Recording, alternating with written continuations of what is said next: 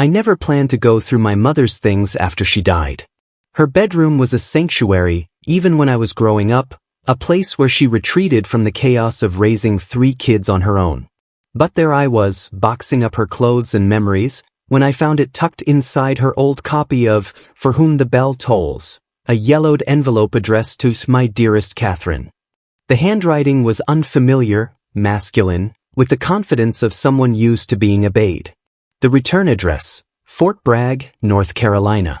The date, July 15, 1985, exactly 9 months before I was born. My hands trembled as I pulled out the letter. My dearest Catherine, I cannot stop thinking about our weekend together. The signature at the bottom knocked the wind out of me. Forever yours, General Thomas Harrington. My father, the man I'd been told died in a car accident before I was born, was Thomas Wilson. A construction worker. Not a general.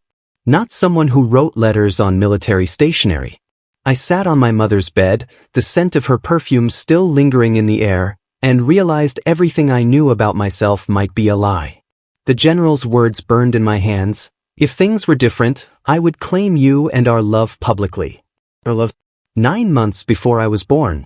I had no idea that finding this letter would unravel my entire existence, tear apart what remained of my family, and ultimately lead me to stand face to face with a man who had no idea I existed. Growing up in Fayetteville, North Carolina, we weren't exactly the typical American family, but we made it work. Catherine Wilson was the sun our little solar system orbited around. She worked as a nurse at Cape Fear Valley Medical Center, often pulling double shifts to keep food on the table for me, my older brother Mark, and my sister Jenny. We lived in a modest ranch house in a neighborhood filled with military families, which seemed normal enough given our proximity to Fort Bragg. Mom never remarried after my father died. She kept a framed photo of Thomas Wilson on the mantle, a grainy picture of a smiling man with sandy hair who I supposedly looked like. He would have loved you so much, Jack, she'd say on my birthdays, her eyes misting over. I grew up crafting this ghost father in my imagination, heroic, kind, handy with tools. The perfect dad who would have taught me to fish and throw a baseball if fate hadn't been so cruel. Mark and Jenny, 5 and 3 years older than me, sometimes slipped and mentioned things about Dad that didn't quite fit the timeline. Once, when I was 12, I overheard Jenny tell her friend, Jack never even met our dad. He's technically our half-brother. Mom shut that down fast when she caught wind of it, and we never spoke of it again. But there were moments that lingered in my memory. Like the time when I was 14, and we were at the mall when a tall, distinguished-looking man in uniform stopped dead in his tracks staring at me. Mom grabbed my arm so hard it left marks, practically dragging me to the car. She was silent the entire drive home, her knuckles white on the steering wheel. Who was that? I finally asked. Nobody, she snapped. Just someone I used to work with. Then there was my high school graduation. Mom had planned this elaborate celebration, inviting distant relatives I barely knew. She seemed almost frantically happy, taking pictures of everything. But I caught her stepping outside, arguing fiercely on the phone. I told you never to contact us. The agreement was clear. He doesn't know and he never will. When she came back inside, her smile was fixed firmly in place. Mom had this box, a cedar chest at the foot of her bed that was strictly off-limits. Once when I was 7, I opened it out of curiosity and found photographs, letters, and what looked like military medals. She caught me and reacted with such disproportionate anger that I never dared look again. The dynamic in our house was clear. We could talk about anything except who my father really was. Mom compensated with overwhelming love and attention. She never missed a baseball game, helped with every school project, made holidays magical despite our limited budget. But beneath her devotion ran an undercurrent of fear I couldn't understand until I found that letter. After high school, I joined the Army, partly to pay for college, partly because something about military life always called to me. Mom's reaction was explosive. Not the Army jet. Anything but that. When I insisted, she stopped speaking to me for weeks. Eventually, she came around, but made me promise never to be stationed at Fort Bragg. Too close to home, she said. You need to see the world. I didn't understand her aversion, but I promised anyway. I wonder where you're watching this from right now. Maybe you're from a military family too, or maybe you've got your own family secrets. Drop a comment below and let me know. I've come to realize we're all carrying stories we don't fully understand. Mom's cancer diagnosis came 3 years after my honorable discharge. By then, I had a decent job in IT in Raleigh, a serious girlfriend named Meredith, and was finally feeling settled. The call from Jenny changed everything. It's advanced, Jack. They're giving her 6 months, maybe less. I moved back to Fayetteville, taking remote work to be near Mom during her treatments. Mark flew in from Seattle with his wife and kids. Jenny, who'd never left town, coordinated the home healthcare. We transformed Mom's living room into a makeshift bedroom, and our childhood home became command central for Operation Save Mom. As her condition deteriorated, Mom became obsessed with planning her own memorial service. "Promise me you'll all be there," she kept saying, eyes wild with an urgency that seemed excessive. "Promise me you'll all stay together that day." The planning took a strange turn when she insisted on inviting people none of us knew, old colleagues from the hospital, distant relatives, and specifically, the current commanding officers at Fort Bragg. When I questioned this last request, she brushed it off. "They do so much for the community. It would mean a lot to me." 2 weeks before Mom died, a delivery arrived, a custom-made wooden chest with our family name engraved on it. Inside were sealed envelopes, one for each of us, with strict instructions not to open them until after the memorial. Mom watched me examine it with unusual intensity. "Jack," she said, her voice barely above a whisper, "whatever happens, remember I only ever wanted to protect you." The memorial was set for Saturday at First Presbyterian, Mom's church since before I was born. The days leading up to it were a blur of arrangements, phone calls, and grief. Mark and his family stayed at a nearby hotel, while Jenny and I took turns sleeping at the house. The night before the service, I couldn't sleep.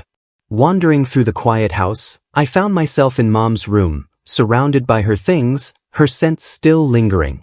That's when I noticed her copy of For Whom the Bell Tolls on the nightstand, her favorite book, the one she was always reading. Something about seeing it there, knowing she'd never turn another page, broke something in me. I picked it up, running my fingers over the worn cover, and that's when the envelope fell out. General Thomas Harrington's letter to my mother.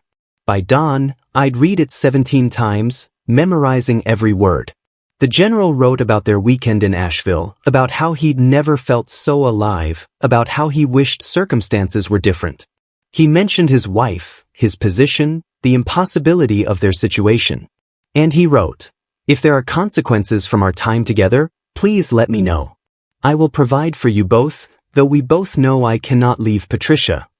Consequences. Like me. I searched online for General Thomas Harrington and found him immediately, a decorated 4-star general, now retired but still influential in military circles, living in Alexandria, Virginia. The resemblance between us was subtle but unmistakable, the same jawline, the same unusual gray-blue eyes. My phone buzzed with a text from Jenny. "Don't forget to pick up Mom's flowers by 10. Service at 2. The memorial service, where Mom had specifically requested military officers from Fort Bragg to attend. I arrived at the church early, clutching the letter in my pocket. The parking lot was already filling up, more cars than I expected for a retired nurse's memorial. Inside, I helped Jenny arrange photos on display boards while Mark greeted early arrivals. At 1:30, a group of uniformed officers entered the church. Among them was a tall man with silver hair and familiar eyes. He didn't sign the guest book, but nodded solemnly to the church staff. He took a seat in the back row, separate from his colleagues. "Who invited all these military people?" Mark whispered. "Mom did," I replied, my heart pounding. She was specific about it.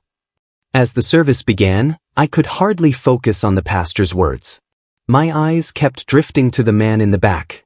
General Thomas Harrington, I was certain of it. He sat ramrod straight, his expression unreadable, but his eyes never left the display of Mom's photos. Midway through the service, the pastor invited family members to speak. Jenny went first, sharing stories of Mom's kindness and sacrifice. Mark followed with a tearful tribute to her strength. Then it was my turn. I walked to the podium, the letter burning in my pocket. This was the moment. I could feel it. Mom had orchestrated this entire scenario, bringing us all together for a reason. I looked out at the sea of faces. My siblings. My girlfriend. And in the back row, the man who might be my biological father, watching me with an intensity that confirmed my suspicions. I pulled out my prepared remarks, then set them aside. Instead, I reached into my other pocket and withdrew the letter. I'd like to read something I found yesterday. I began, my voice steadier than I expected. A letter to my mother, dated exactly 9 months before I was born. In the back row, General Harrington went completely still. If you're enjoying this journey of discovery so far, please hit that subscribe button and like this video. Help us reach 1,000 subscribers so we can keep sharing stories like this one. My dearest Catherine, I read, my voice echoing through the hushed church. I cannot stop thinking about our weekend together in Asheville. In all my years, I've never felt such a connection with another soul. A gasp rippled through the congregation. Jenny half rose from her seat, confusion etched on her face. Mark stared at me, his expression transforming from bewilderment to dawning horror. I continued reading, each word falling like a hammer in the silent room. If there are consequences from our time together, please let me know. I will provide for you both, though we both know I cannot leave Patricia. I looked up from the letter directly at General Harrington. This letter was written by General Thomas Harrington to my mother on July 15, 1985. I was born on April 12, 1986. Exactly 9 months later. The church erupted in whispers. The general remained frozen, his face drained of color, his military colleagues exchanging glances around him. His wife, I assumed the elegant silver-haired woman beside him was Patricia, clutched his arm, her knuckles white. My entire life, I continued, my voice rising, I was told my father was Thomas Wilson, a construction worker who died before I was born. But Thomas Wilson never existed, did he, General Harrington? The general slowly stood, his military bearing failing him for perhaps the first time in his distinguished career. He looked ancient, suddenly vulnerable. Jack, Jenny hissed, rushing toward the podium. What are you doing? I ignored her. My mother invited you here today, didn't she? She planned all of this, her final revelation. Did you know I existed? Or was this going to be your surprise too? The pastor stepped forward, trying to regain control of the situation. Perhaps we should. No, I cut him off. I need answers. For 39 years, I've lived a lie. I think I'm owed the truth. General Harrington moved into the center aisle, his wife trying to pull him back. Young man, he said, his voice carrying the weight of command despite its unsteadiness, this is neither the time nor the place. When is the time? I demanded. After another 39 years? My mother is gone. This letter is all I have left. Mark was beside me now, his hand on my shoulder. Jack, stop this. Mom wouldn't want. Mom orchestrated this entire thing, I said, shrugging him off. Why else invite the Fort Bragg command to her memorial? Why else leave us those sealed envelopes to open afterward? She wanted the truth to come out. The general took another step forward. Catherine and I. He began, then faltered, looking around at the stunned faces. Your mother and I agreed long ago that some truths were better left buried. For whose benefit? I challenged, my voice breaking. Yours? Your career? Your marriage? Because it certainly wasn't for mine. I held up the letter. This says you offered to provide for us. Did you? Were you sending money all those years while Mom worked double shifts to make ends meet? While I enlisted to pay for college? A shadow of shame crossed his face. Catherine refused any financial support. She was fiercely independent. You knew, I realized aloud, the final piece clicking into place.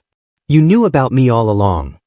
His wife stood now too, her aristocratic features twisted with pain. Thomas, what is he talking about? Who is this young man? The general's eyes never left mine. He's my son, Patricia. The words hung in the air, finally spoken aloud after nearly 4 decades of silence. A camera flashed. Someone was recording the scene on their phone. One of the general's military colleagues stepped forward, murmuring something in his ear. "I never meant for this to happen," the general said, addressing the room now. "Catherine and it was brief. When she told me she was pregnant, she made it clear she wanted nothing from me. She was returning to her ex-husband, she said. They would raise the child as their own." "There was no ex-husband," I said, the truth crystallizing. "She invented Thomas Wilson to protect you. To give me a father who couldn't disappoint me because he was already dead." The general's composure finally cracked. "I saw you once at the mall. You were 14. I recognized you immediately. Catherine saw me looking and I never approached after that. I respected her wishes." Jenny was crying now. Please. This isn't what Mom wanted." I turned to her, sudden realization dawning. "You knew, didn't you? Both of you." I looked at Mark, who couldn't meet my eyes. All those slips over the years about Dad and the timeline not matching. "You were old enough to remember there was never a Thomas Wilson." Mark nodded reluctantly. "Mom swore us to secrecy. She said it would destroy too many lives if the truth came out." I felt dizzy, betrayed from all sides. I looked back at General Harrington, my father, standing rigid in his dress uniform adorned with medals and ribbons. "I have your eyes," I said simply. "Yes," he replied. "You do." I folded the letter carefully and put it back in my pocket. I'm not going to apologize for disrupting my mother's funeral with the truth she spent her life hiding. But I am sorry for any pain this causes innocent people. I glanced at Patricia, who was being comforted by friends. "Jack," the general began, taking another step toward me. I shook my head. "I've said what I needed to say." I stepped down from the podium and walked down the center aisle, straight past him, past the shocked faces of friends and strangers, and out into the bright afternoon sunlight. Behind me, I could hear the chaos erupting, voices raised in question and accusation, Jenny calling my name. But I kept walking, the weight of a lifetime of lies finally lifting from my shoulders, replaced by the uncertain freedom of a truth I never asked for but could no longer deny. The aftermath was as explosive as you'd expect. By nightfall, my phone had over 50 missed calls and twice as many texts.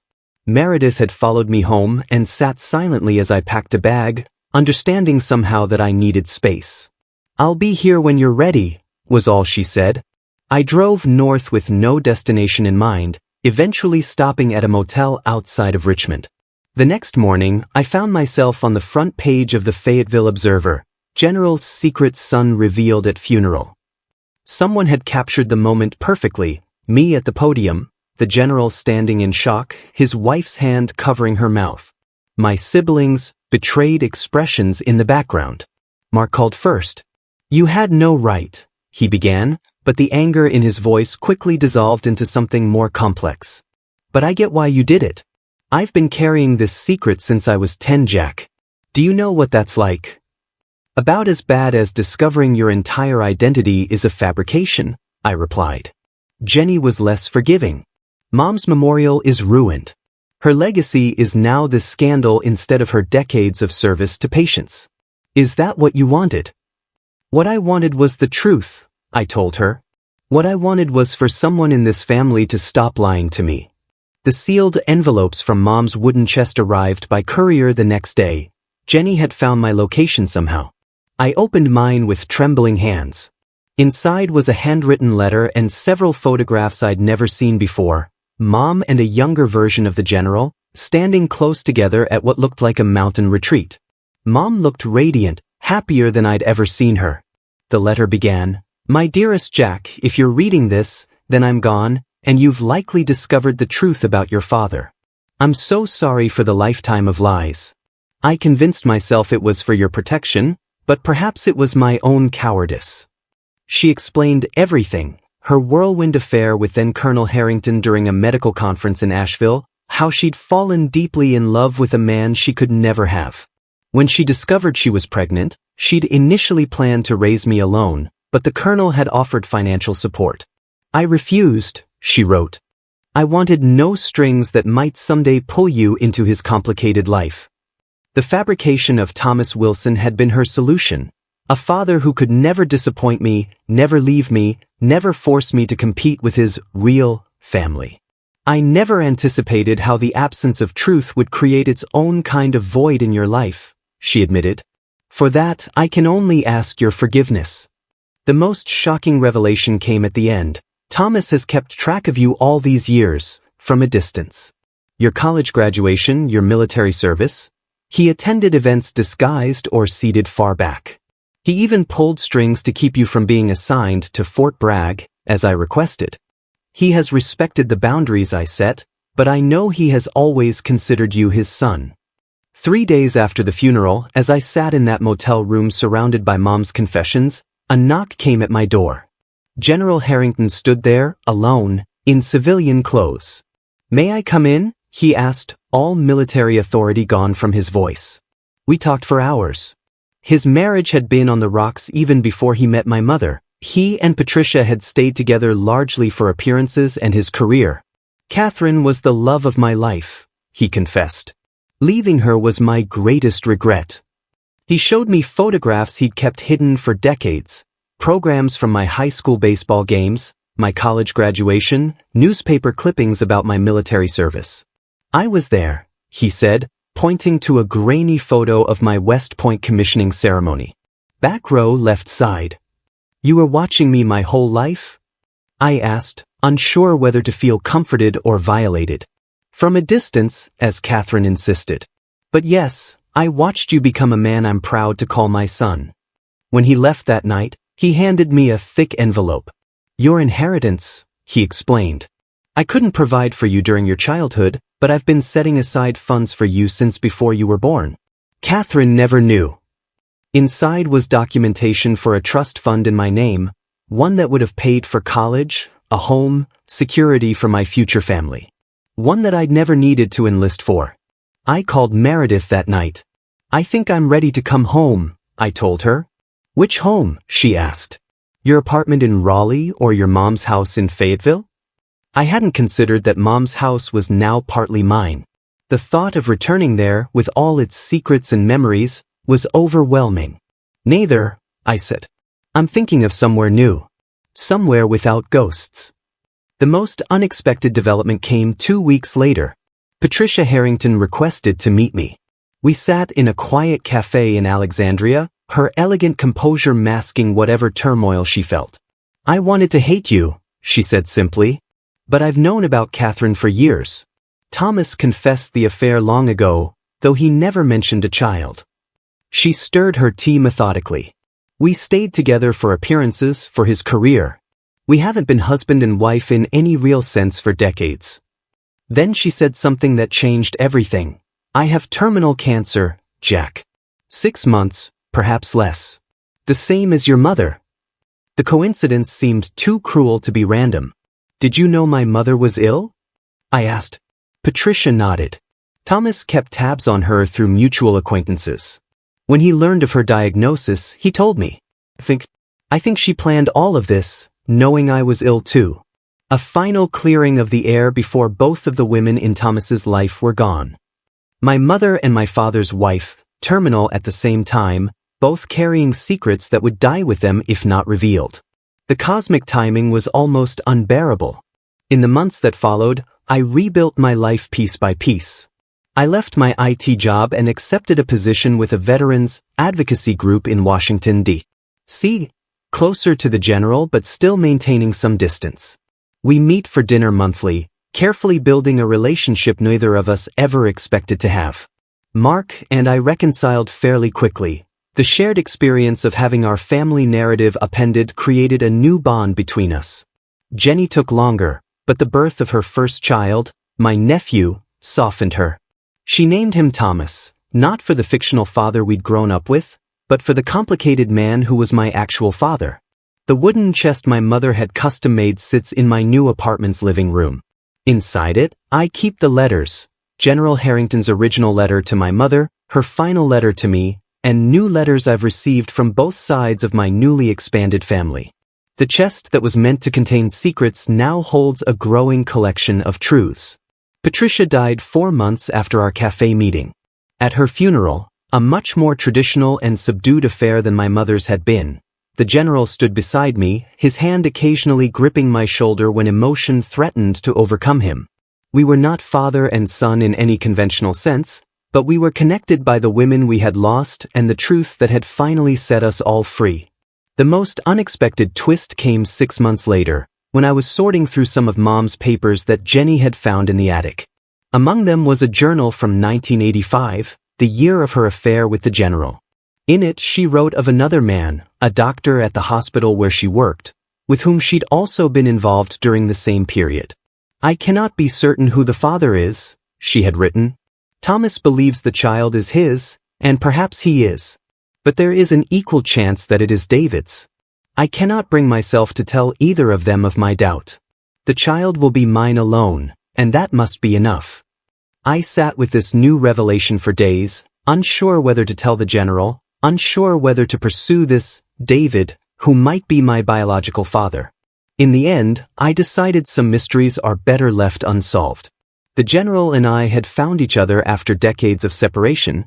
That connection felt real, regardless of biology. Meredith and I were married the following spring. The general walked me down the aisle in place of the mother who should have been there, his military bearing both a stark contrast to and perfect complement for the occasion. As we stood together waiting for Meredith to appear, he leaned over and whispered, "Catherine would be proud of the man you've become." I believe he was right.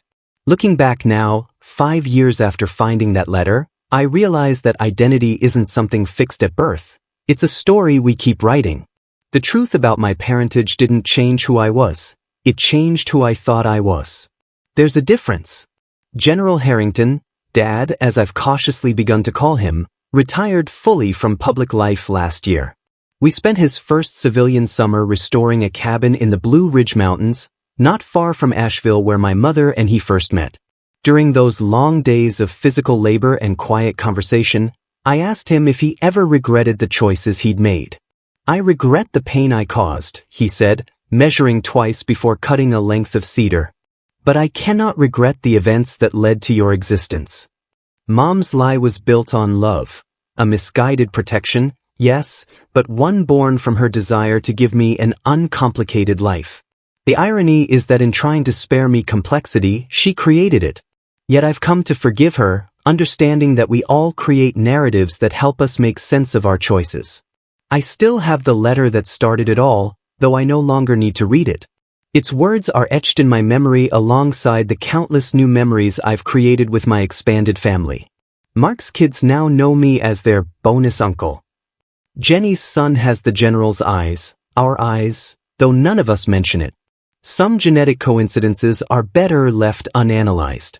Meredith and I are expecting our first child in the fall. We've chosen not to learn the gender, preferring one last surprise in a life that's had more than its share of revelations. But we have decided on names. Catherine for a girl, of course. And for a boy, not Thomas. That name carries too much complicated history. But David, after the man who might have been my father in another version of this story. I've learned that family isn't just blood or genetics or shared history. Family is who shows up, not just at your funeral, but in the everyday moments of your life. It's who stands beside you when the foundations you thought were solid suddenly shift beneath your feet. My mother kept secrets she thought would protect me. My father watched from a distance, respecting boundaries that perhaps should have been challenged. My siblings carried burdens no children should bear. We were all imperfect, all doing our best with the information and courage we had at the time. That's the thing about family secrets, they're never really about protection. They're about fear. Fear of judgment, fear of rejection, fear of the unknown. But what I've discovered is that truth, however painful initially, creates space for authentic connection. And that connection, built on honesty rather than convenient fictions, is ultimately more durable than any protective lie. If you're watching this and carrying a family secret of your own, whether you're the keeper of that secret or the one being kept in the dark, I hope my story gives you courage. The truth doesn't have to destroy, it can also rebuild, creating something stronger and more beautiful than what existed before. Thank you for listening to my story. If it resonated with you, please hit the subscribe button and share it with someone who might need to hear it. Sometimes the most powerful thing we can do is simply tell our truth and let others know they're not alone in their complicated family journeys. Because in the end, nearly all families have secrets. The question isn't whether they exist, but what we choose to do with them when they finally come to light.